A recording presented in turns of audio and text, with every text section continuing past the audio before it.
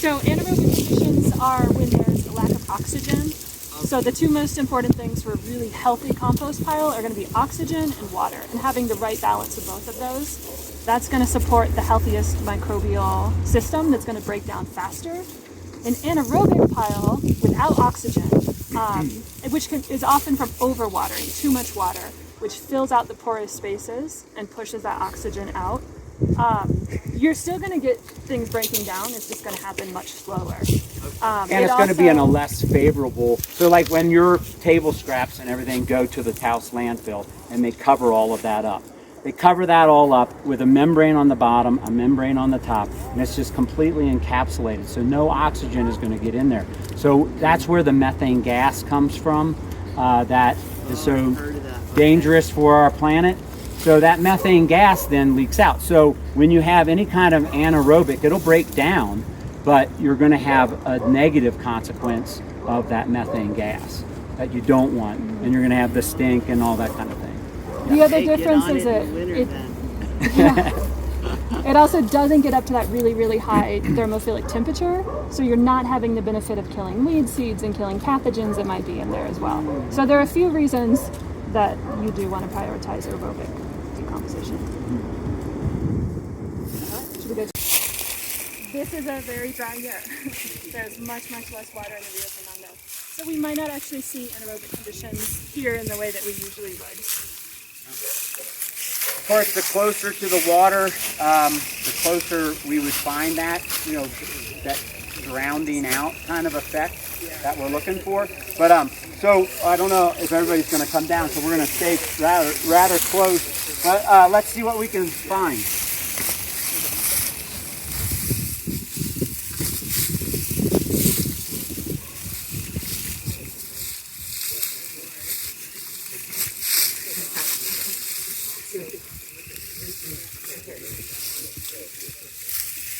All right, so you want to kind of gather around. I'm going to take this one up.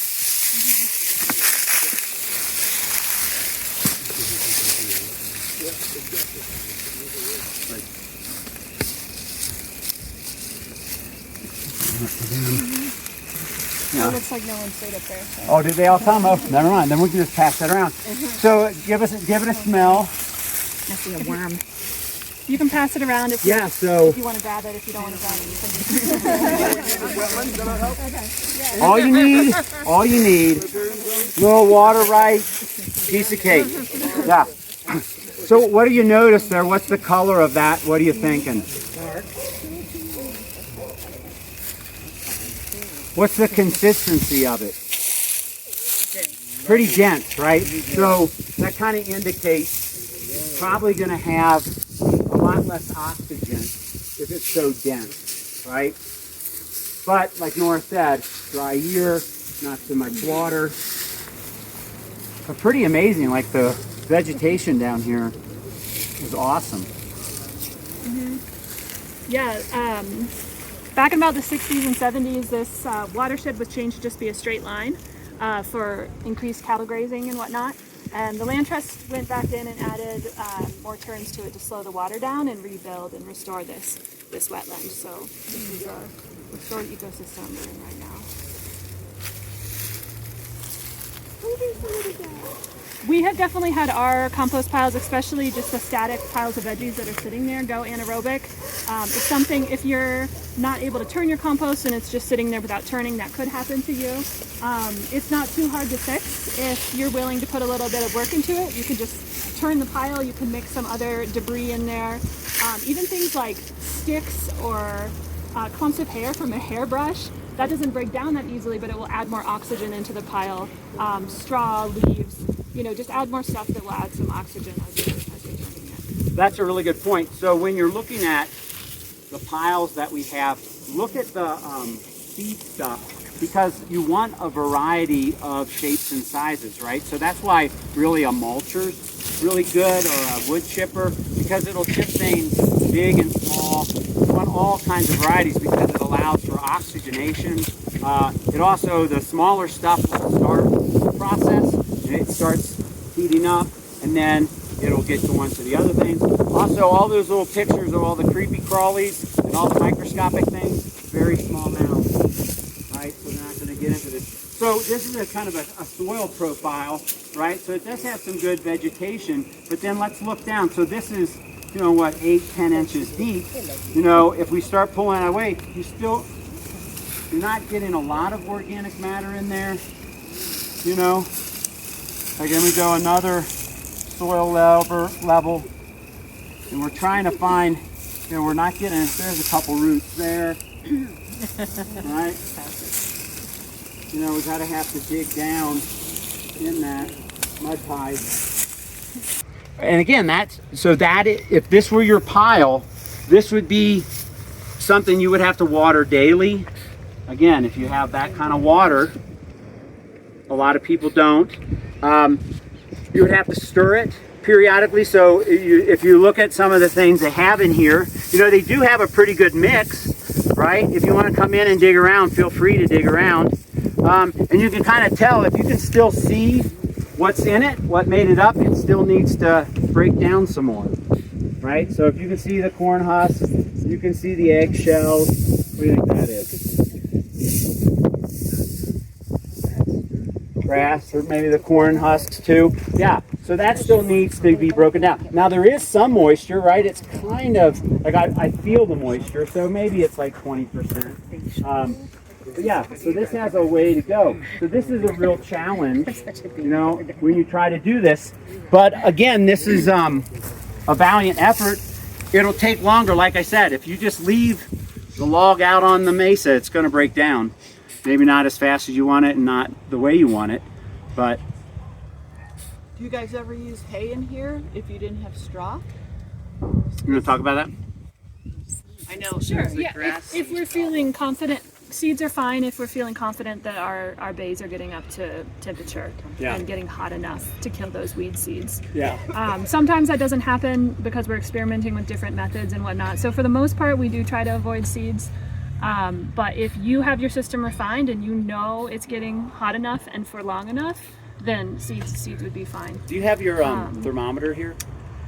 We do. It's in the bays. You want to grab it real fast? Or can you? Sure.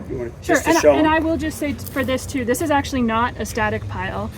This is just our community drop-offs. Oh, okay. Which Sorry. then get incorporated into our bioreactors. So right now we don't have an active static pile, but it does look exactly like this. This is what a lot of This is a people. good-looking compost. Yeah, right. Like, man, I wish I could get going on it like this. Yeah. So, a question, when you're talking about the moisture content level, what's a range that we should be targeting? So ideally, before you put anything in your compost, a good rule of thumb is get it to be 70 or 80. So it's like that much. Okay. Yeah. So yeah, you're basically washing it before you put it in there, or you have gray water to put in it.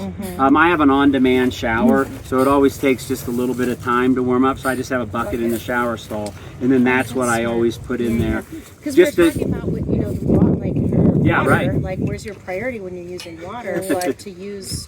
Shower water or just whatever. Right. Or if you you want a really easy way, put a gutter on your roof, put a downspout in a bucket in a 55-gallon barrel and use that. It doesn't have to be some sort of water catchment. or some kind of water catchment, that you don't have to filter it. You're not going to drink it. It's not potable. So this is the thermometer that you use for composting, right? And notice it has a long stem because, again, most of your compost is going to have several layers of either straw or wood chips or something before you ever get to the heart of the thing. If you have that handout of the static bed, can you hold that up real fast? Yeah. So this probe has to get all the way down in there to register, and then again, it needs to get 131 plus for 3 days before it's finished. It cooks off the pathogen, it cooks off the seeds. It's kind of the idea, would you use hay? Hay has all the seeds in it. So a lot of people, if you do a thermophilic pile, it would do that. If you put it in the worms aren't going to kill the seeds. The worms are just going to pass the seeds. So you probably aren't going to mitigate the seed problem with a vermiculture. The only way you're going to do it is you have to have a thermophilic bed. Okay. All right. Can you tell us your setup over your static pile? So this is a static aerated pile. It's an option if you don't want to have to deal with the manual labor of turning a pile in order to incorporate oxygen into your compost pile. So this is a sort of fancy version of it. This fan gets plugged in and pumps air through the pipes, and if you get a little closer you can see there are holes in them. The handout that I gave you shows an illustration of this. So these are what, the 6-inch pipes, or these are 4-inch pipes, comes out of a 6-inch pipe to concentrate the airflow. And this was a little bit of a failed experiment for us. We've only done one season of trying to make compost here. We did, I think, a 50-50 mixture of cow manure and wood chips. Yeah, that sounds about right. And some leaves mixed in too, I think. I think we had some layers of leaves in there. And you can see it still pretty much looks like a 50-50 mixture of cow manure and wood chips after a year. Although you're not seeing big, excuse the term, turds. Yeah. Right. Yeah. Right, so I mean, there's some type of there. Did you put a layer of like a thick wood chips at the bottom and then encapsulate it and everything? That was the idea. Okay. Yeah. How tall was this? I know that's Not very tall, not tall enough. I don't think we had enough material. And that's why I was thinking, I was just working on this today to pull it back and get it reset up again. Yeah, and then condense the material, because both of these extra pipes were on each one. Oh, wow. And so it wasn't nearly tall enough, and then moisture was an issue. Yeah. It just dried out. So I don't think those were failures then. Those are all teachable moments. So we're adding irrigation to it now. Yeah. Some drip line. Yeah, if you had some kind of keep it moist and then Mulch maybe on top of it. Yeah. You know, so not have it so long. Yep. The other thing in the Kavira, if you get that Kavira book, it talks about using some kind of mechanical help for this because this is huge labor intense, right? Yeah. You're not going to do this in your backyard with a wheelbarrow, right? So they talk about spacing this, the width of the blade that you're doing. Right? So because you got to get in here and stir it and put it together and everything. So be mindful of that. If you are doing this, the Herculean task with a wheelbarrow, I would make it smaller, but you could make it wheelbarrow paths, right? To make it big enough for that. Yeah. Yeah, this was huge. Yeah, it was way too big. We didn't have enough material. Yeah. No, again, those are all, again, to be sustainable, you're creating this living organism. Right? How are you going to feed it all the time or to get it started? This is, again, the idea of you have to have a critical mass for this to work. If it's too small, it's not going to work. It's going to burn up the nitrogen super, super quick, which I kind of think that's what, you can't really see the nitrogen. You see a lot of the carbon residue, but not the nitrogen residue. You know, the manures. Yeah. You know, you're not seeing a big clump of it. So I would think that burned up. And because you didn't have that critical mass. Yeah. Thoughts? How would you see the nitrogen? You see a big cow turd. Do you want to talk about the ideal carbon-nitrogen ratio? Yeah, so everything has carbon and nitrogen in it. Some things just have a richer nitrogen to carbon ratio. And so ideally, you want to try to do, they talk about a 2-to-1 mix. So if you have like leaves are primarily carbon. Then you had food scraps, that would be a nitrogen source. So for every 5-gallon bucket of food scraps, you would then add 2 buckets of carbon in it. And again, it's one of those things where you kind of have to see as you're going. Right? Out here, everything's thrown off by this wind, dries out everything. So that's probably the biggest culprit why things shut down, because they're just not wet enough. Yeah. But volume is a huge one too. You know, like those little crank composters you can get, those are awesome for mixing things up, but the moisture content goes away very, very quickly. Also, it's not very big. So once that heats up, the heat dissipates and it's done. Something, 3x3 large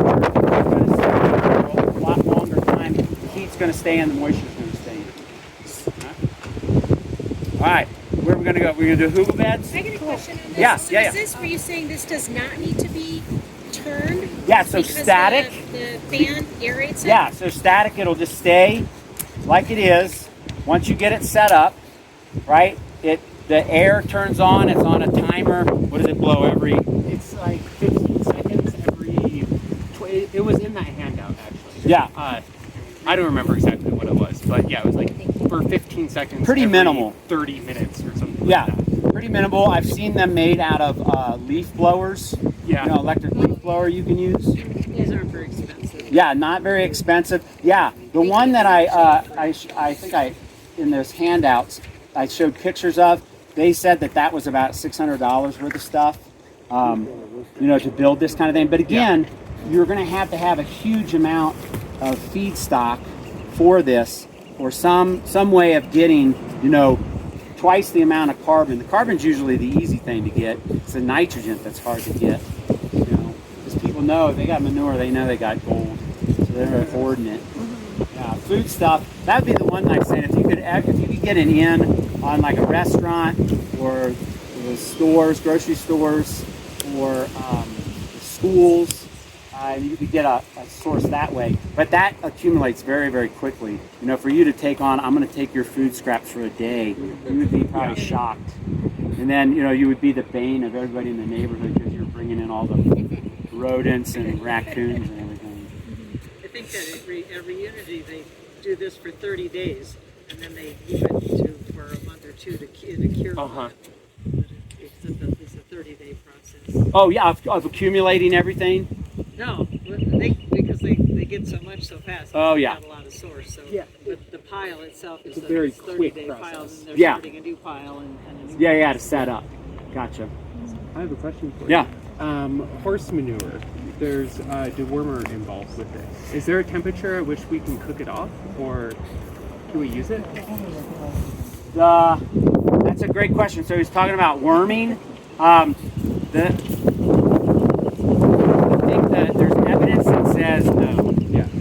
And so the latest thing I've read is if you wait 90 days or something like that after you give it, it is not in their system anymore. Okay. The biggest thing with horses is there's a genetic modified herbicide that they're putting on hay and alfalfa for horses, and that will pass right through them, and that will mess up your compost. And you know, if you put that on your field, then your field now has that. Yeah. And that half-life of that is like hundreds of years. So that would be something I would be really careful. You know, if you're getting horse manure, what's the food source? What's the feedstock of the horse? Yeah, you kind of have to be leery of that. Yeah. I know the Santa Fe sanitation department, the composting, is really worried about that because there's so many horse farms down there, and you know, they just want grass for their horse. They're not asking, you have to kind of look down the food chain where it all is coming from.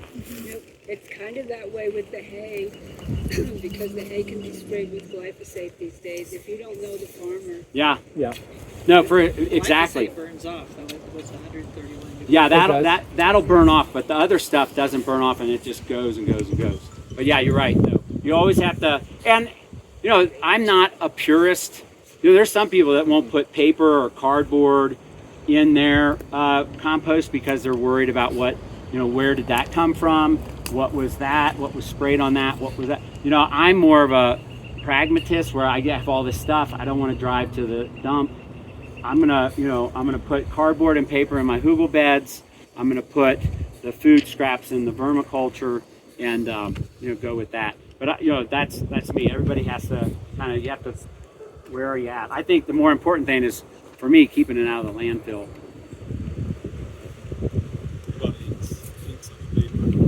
Yeah, so a glossy page I won't put in, but if it's just black and white or not so much glossy, I'm not too worried about. But again, like the volume of it, just like in your worm beds, worms don't like acidic things, they don't like citrus rinds, things like that. But every once in a while, if you put some orange peel in there, it's not going to be too detrimental. mix things about putting ash in your Well, so we have an alkaline soil, and it's pretty. And if you're on an acequia, if you're on a well, you're probably getting all the minerals from your acequia water and from your groundwater. So you probably don't need to worry so much about ash. When Randy, or what's Achuletta's first name? Right. Ray. When Ray was here, he said you don't have to worry about it because it's a different kind of sodium, and it'll absorb just fine. So he said it's fine to put ash on your soils and gardens and things like that because it'll be absorbed better, differently than like your calcification and salination of well water. Yeah. You could put it. I would use it once your compost is done. Then if you're going to incorporate that kind of stuff, especially, so the other thing about compost, you don't need a lot of it.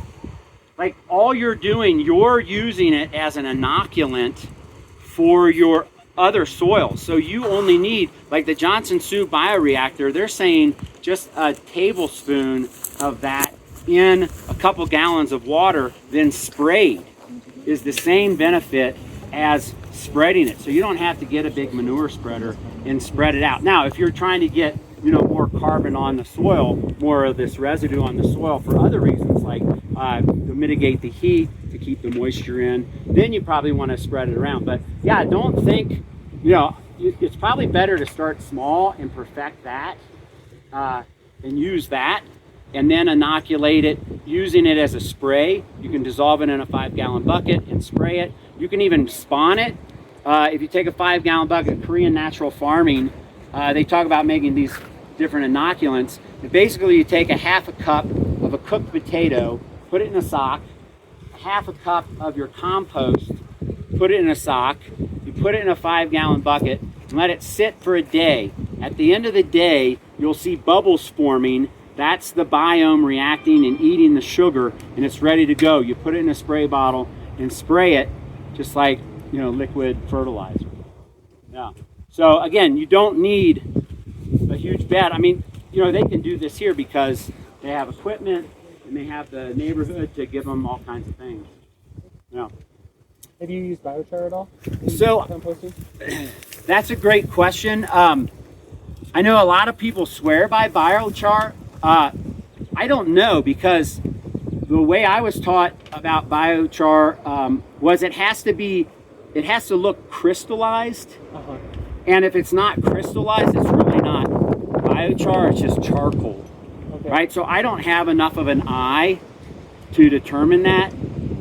But if I had a large amount of wood, you could experiment with it. I know that's the leftover parts of it. We used that's the stuff that didn't. Yeah, so like when you're, this is basically, you got charcoal on this, but when it's really super shiny, that's the biochar, and that's like, it almost looks like a volcanic rock in some ways, and that has all the pores and everything. And I've read that it's super, super fantastic for everything, great for hosting the biome and everything. But I don't, I don't think, you got to kind of be an expert in how to make it. Okay. Yeah, that's, I consider myself the average idiot, so. There's an expertise level that you need to have, for that. Yeah. We're going to go to the Google bed, or you want to go there? Well, let's check out our Johnson Sues, because those are the shining stars. Okay, let's go see some Johnson Sioux.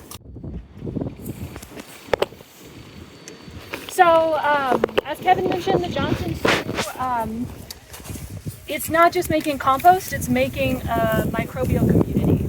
So whereas if you wanted to see some dead compost, there's a nice pile that got delivered the other day, sitting over there. There's not really life in that pile. It's just a pile of nutrients and organic matter that's been broken down. So you can have compost that's just nutrients and are still going to benefit your soils and our degraded soils here in Taos. What Kevin was talking about was making rich, alive, microbial systems, which are going to add those incredible microbes and actually build your soil in your gardens from the ground up, so that you can continue to have healthy soils, not just always have to be inputting nutrients and nutrients and nutrients. So we're seeing a really big push from soil scientists and farmers and the regenerative agriculture movement to have Johnson Sioux bioreactors. And there's a lot of you all, so if you want to check them out, they are in this composting facility. They're in this greenhouse. So the thing with the Johnson Sioux is it's all about the microbes and the environment you're cultivating in that. So if they dry out, the microbes are gone, you got to start over from scratch. If they freeze, the microbes are gone, you got to start over from scratch. So definitely maintaining temperature and moisture is really important. We found that when we did it the first time, everything was outside. It was outside for the winter, everything was sitting there. And when we went to look in the microscope, there was no life, which is fine. You still have nutrients you're going to add to your soil. You haven't failed. That's, again, that nice thing about compost, but you're also not adding the life that is the goal there. So, so we now have this greenhouse, and you can also see a lot of these blue tubs. The greenhouse is packed with them. They're all filled with water. So during the day, they absorb a lot of heat. At night, they slowly release that heat, and we've been able to maintain life in our bioreactors all winter long, which has been a pretty big success for us with bioreactors. So the way that they work, and we can model this process. So actually, yeah, we'll model how it works and how you fill one up. But while I'm turning water on and getting that ready, you guys can just kind of slowly filter through the greenhouse to check it out and check out the bioreactors. Right now we're in the stage of emptying out last year's bioreactors and starting to fill up new ones. So some of them are empty, some of them are halfway full or whatever. And out here, also as you're walking along, check out these bays. So this first bay, we can dig into it. This is the product of a year's worth of bioreactor breakdown. So so the bays are actually, this is in the bioreactors for 1 year, this is 6 months, this one's about 4 months. So you can actually see the difference. So the original idea for this came from Dr. Johnson, and his wife is credited for coming up with the idea of making these air pockets in this. And so it's very much like you're making a sandcastle at the beach. You're watering down your carbon, you're watering down your nitrogen-rich feedstock, and then you're putting it in these silos. Now the silos they first were using were 6 feet tall and 6 feet wide. And the idea is if you just left it there, it wouldn't get enough oxygen. So Dr. Sioux came up with the idea of strategically placing these air tubes in the middle of all these things. You pack this stuff in, and then once you get it packed in, you can pull these out just like a sandcastle will stay in place. And then you let it cook, let it do its thing. They've changed, so they were on a cattle ranch down in southern New Mexico when they came up with this. Had a lot of cattle manure. Down that way. Turn it off. Yeah. Thank you. And so now he was transferred to a university in California, and he switched his medium to leaf mulch and using leaves, and he said that's much more rich with the microorganisms. So, and then the other change he's made is once it gets done in its thermophilic phase, then he introduces worms in it, and he finishes it off with worms. So he's kind of modified his plan a little bit, and he's in an area where it doesn't freeze, so he can do that kind of thing. So the greenhouse is really nice because this fabric that they use, it just you need oxygen for this to work, but then the oxygen dries everything out. So it's kind of a double-edged sword. You're getting the aeration, but you're getting the dehydration as well. And in these, you're packing a 2-to-1 mix. So Yeah, and we're gonna do some of that, so you'll get the feel for it. And again, when the original one, it was a ton of stuff. So again, the average householder, that's a lot. Like you would have to accumulate it for a really long time. Yeah. So if you stop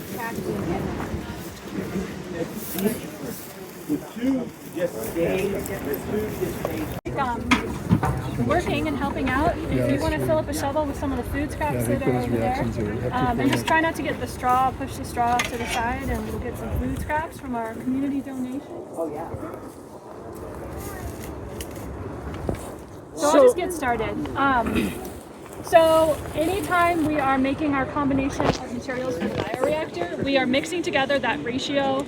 The ratio of carbon to nitrogen we want is 40:1. A lot of that carbon gets breathed out by microbes as they produce carbon dioxide. So that's why you need so much carbon. That's where it's going. The nitrogen is going into producing little proteins in the microbes as they reproduce and grow and all. That comes out to like a 2:1 carbon heavy material versus nitrogen heavy material. So you hear those two ratios a lot, and one of them is the actual molecule ratio, one of them is the substrate ratio. And I follow that loosely, the 2:1. If you are low on nitrogen, your piles are not going to get hot enough. And so nitrogen sources like our food scraps are really, really important if we want that 130-degree thermophilic bay. And it'll still break down if it doesn't get that hot. We just got to watch out for things like seeds, pathogens, bad sourced products, that kind of thing. So the other piece is we want to make sure all our substrate is really, really moist when it goes into the bays. I was telling some folks, as materials dry out, natural organic materials dry out, thank you so much, the life in that soil will actually release this kind of waxy substance that coats the material, and it can make it hydrophobic.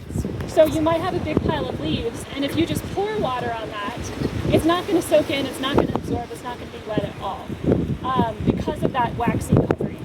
And so to address that, you actually are creating a water bath and mixing your materials into that water bath. It's really fun. It reminds me of being a kid and like making little soups out of natural materials. I love it. My high school students tend to love it. I don't know, it's a great time. And so you just kind of mix together whatever materials you have. People do this process with just 100% leaves, if that's all you've got. Leaves on their own are one of the closer materials that already has that 40:1 carbon nitrogen ratio you're looking for just within the leaves. But we're going to mix up some different things. We've got a bag of leaves here.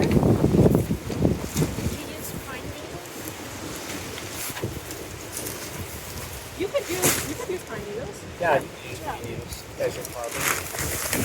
So again, we're lucky we get leaves from the town, but in the fall, when I was living in town, people just throw their leaves on the side of the road. Sometimes, you can chat with a neighbor, hey, can I get your leaves? Whatever. So it's not so hard to find leaves if you're willing to put in a little extra work. So to keep my ratio here, the unit I'm going to work with is handfuls.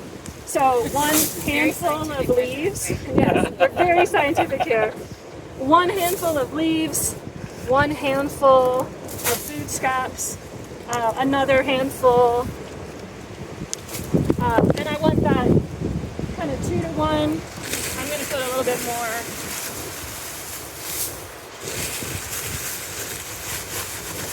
Of the leaves.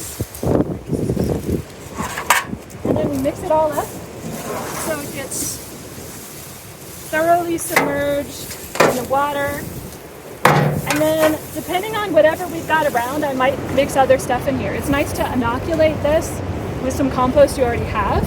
So this first bag here, which was only in the bioreactors for about 4 months, it just got started late. I want to give it a little bit more time in the bioreactors. So if someone wants to go grab a shovel full of that stuff and mix it in, that would be great to add too. If you've got wood chips, you can mix those in. They'll take longer to break down because of the heavy cellulose. So now it's thoroughly submerged. If I put this substrate into the bioreactors just like this, what would happen? You want it in there? Yeah, you can. Exactly, it would be too much water. So right now our substrate is too wet. So to address that, we've got this nice wheelbarrow. And that mix in that compost that just got added. So you just take your mix and you throw it up in the wheelbarrow and you let it drain.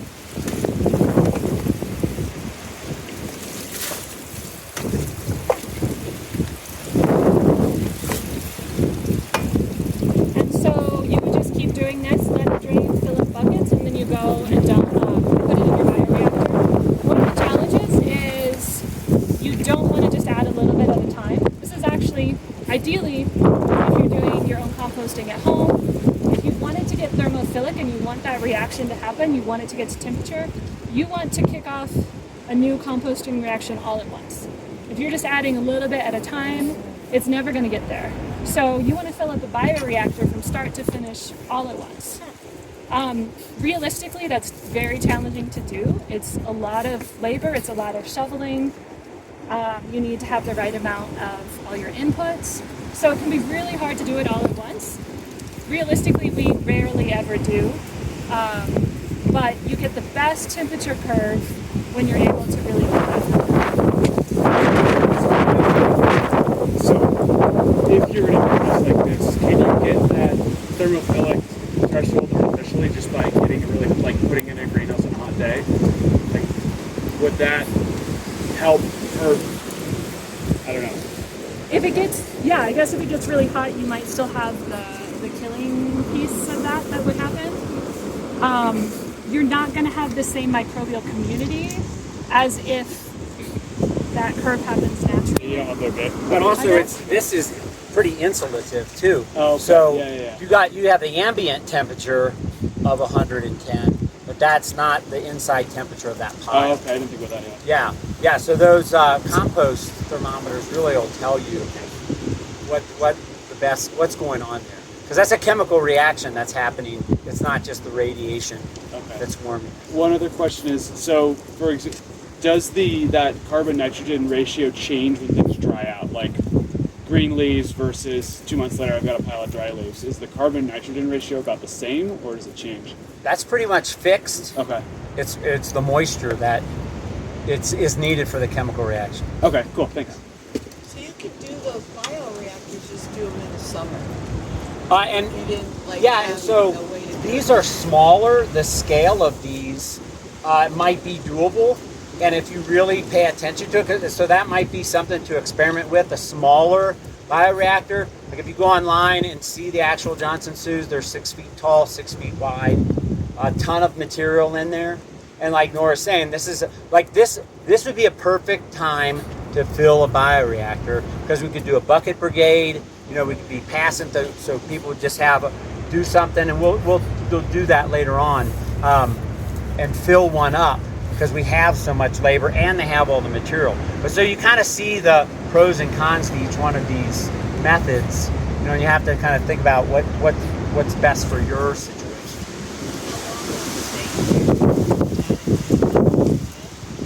So a full 12 months is supposed to be the ideal.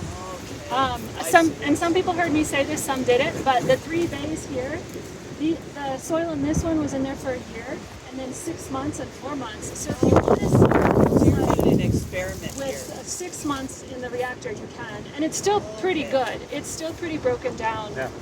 It's cool to see too, as the level, we start off filling those things totally high, and as it breaks down, the ones that were there in a year were only about a third of the way full. So that's how much everything broke down. And then 6 months are about halfway. The ones in there are more like 5, 6 months. But again, what Johnson Su's doing now is they're just inoculating with that. They're not trying to make a ton of stuff. They're trying to get a tablespoon or a cup for 5 acres. And again, they're putting it in water, and then they're just spraying it. How long would that last? Would you redo your fields every year with this? Yeah. When we were starting with Compost Tea, we did it every week. Oh, okay. Yeah, the more, the better. Every week. Yeah, It's really a lot cheaper than spreading a crop compost that you buy in a bag. Well, and then also what you're doing is plants are more in tune with nature's cycle of slow and steady, where you put a bunch of nitrogen fertilizer, you put any kind of fertilizer, it's all water soluble, you get a rain, it's gone. It's down the wash. So you want something that has some organic material with it, so you're getting the benefits of the organic material. You're getting the benefits of a slow release. And what ends up happening is the biome that's in the soil creates a symbiotic relationship with the roots of the plant to make the plant stronger and give the plant exactly what it needs. That's this energy cycle, nutrient cycle in ecology. And that's what you want to be in tune with to get away from all the artificial inputs. Boy, we sure need that in growing here. It's such a challenge. Yeah, no, and it is. It is a challenge. But, you know, the baby steps, you know. Yeah. Is the product of these reactors is the same as an open pile, essentially. So, what do you mean? Well, what is the point of the reactors? To speed up the process? To speed up the process and get a more rich microbial bloom. Okay, and then so you can use that then to spray and inoculate other things. Yeah. So the product of the open pile is not the same as Right. Yeah. I would say the product of an open pile is a pile of nutrients. The product of a bioreactor is microbes Yeah. that you are adding to your soil. Yeah. So both are good. They're different purposes. Yeah. No, and you know, the average person's not going to be able to do these bioreactors because they're going to put together 3 of them, and I don't want to see them. That's a ton of stuff, right? So that's a lot of stuff. But even then, even Johnson and Sue, they're talking now that once they get it cooked, once they get it out of there, they're putting worms in it.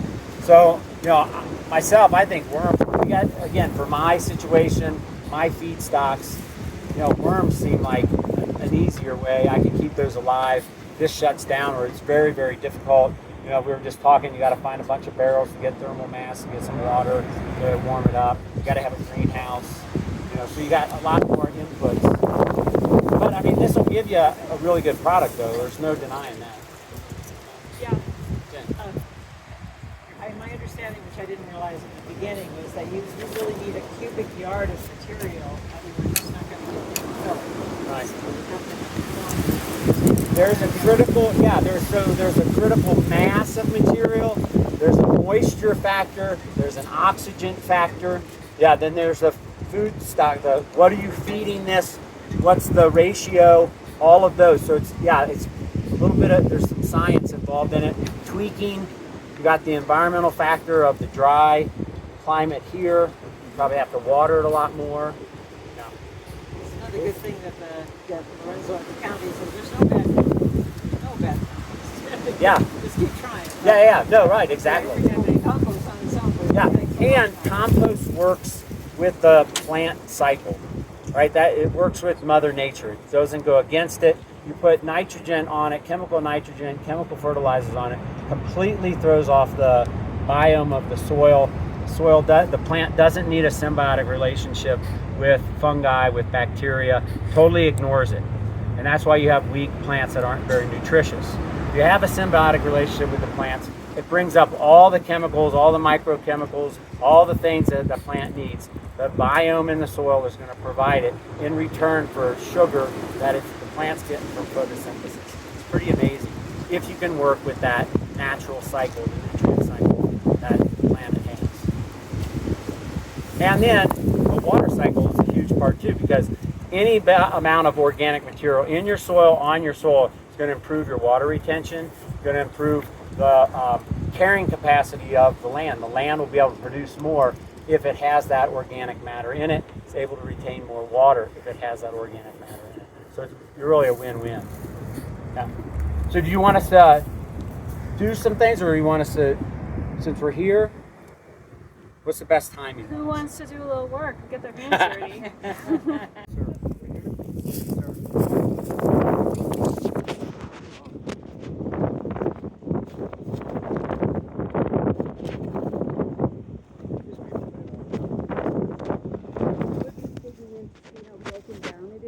Yeah, exactly.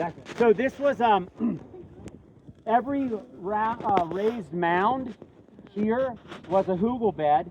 These were put together 6+ years ago. The same concept that the illustration. Can I borrow your hand up real fast? So it was this put together just this way. a lot of wood feedstock in the bottom, some manures, leaves, things like that, and then they mounded up. They did different serpentines with them, and then they watered them, of course. So we're gonna get down further. So if you come on in and look, feel free to, if you have a shovel, if you want to rake through that, if you have another shovel, if you want to start digging somewhere else, where Jacob hasn't hit anything. It looks like it's pretty broken down. Right. Yeah, I'm kind of surprised though, because I'm looking for soil look different, the consistency of it, right?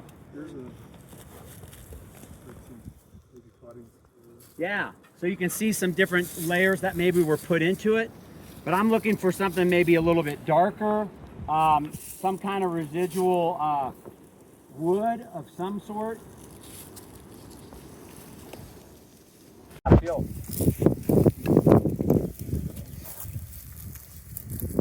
You think you could use the same theory for tree branches? Oh yeah. Maybe break them up and then... Yeah, so that picture of the Google bed, you start off at the bottom with the big stuff, and then the littler stuff gets filled in, so it's kind of like a pyramid shape, for sure.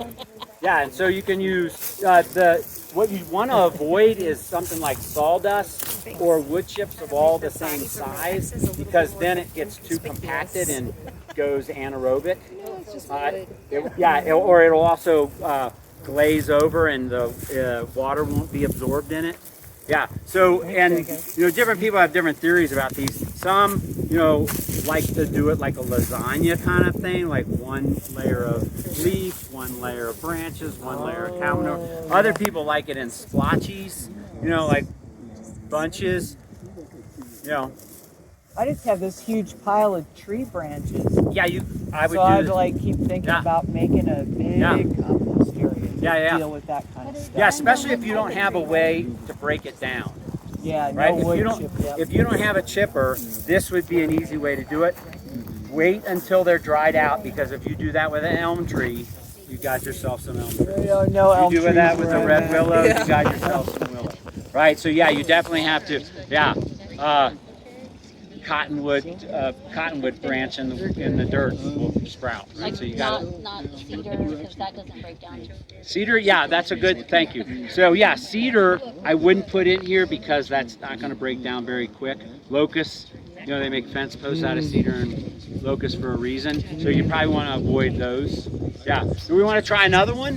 What they're going to do you just then use it like compost for your other beds, or do you plant directly in here? Or That's a great question. So you technically want to build this in here before you ever plant anything. And then you can use it as a planter. Okay. And to that point, it will break down and diminish. So it starts off at 4 feet and then it might end up at 1 foot. It's going to go down over the course of its life. It'll take a while to do that, especially here. You would treat it like a raised bed. Yeah. So if you put the big logs, you said to dig down about how far to make your pit to hold them? Yeah, so if really depends on what you want to do, right? If you're just trying to get rid of extra things, build the soil, you could dig it as deep or as shallow as you want, right? Depending on what you have. If you have an excavator, dig it 3 feet deep, 4 feet deep. None of those things where you find doing it on the ground. You can do it on the ground. You can just make a hole and put it in the hole and then bury the hole. Just do hole composting.